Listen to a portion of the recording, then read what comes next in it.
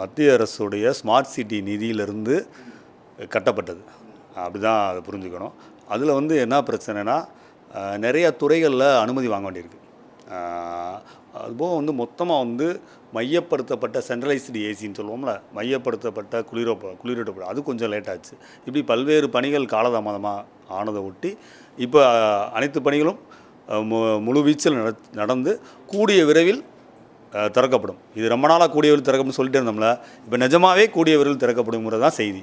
இல்லை சார், பல கோடி ரூபா செலவு பண்ணி கட்டியிருக்காங்க. அந்த இடம்லாம் பார்த்தீங்கன்னா குப்பை கூடமாக காட்சிக்கிறது.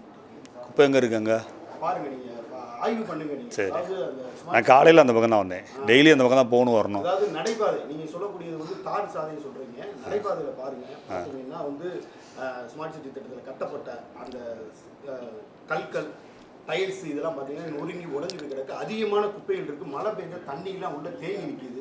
இதற்கு முன்னாடி பார்த்தீங்கன்னா அந்த பில்டிங்கில் பழுது ஏற்பட்டு நிறைய இடங்களில் சரி பார்த்துருக்காங்க. ஒன்றும் பிரச்சனை 1-2 தினங்களுக்குள்ளே போய் நேரடியாக ஆய்வு செஞ்சு அதில் அப்படி இருந்துச்சுன்னா அதை சரி செஞ்சுருவோம்.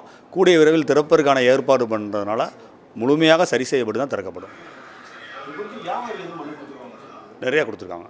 ஏற்கனவே இருந்தவங்களுக்கு கடை கொடுக்கணும் அப்படிங்கிற ஏற்பாடில் அவங்க நிறையா மனு கொடுத்துருக்குறாங்க. அவங்களுக்கு அந்த உரிய முறையில் ஒதுக்கீடு செய்யப்படும்.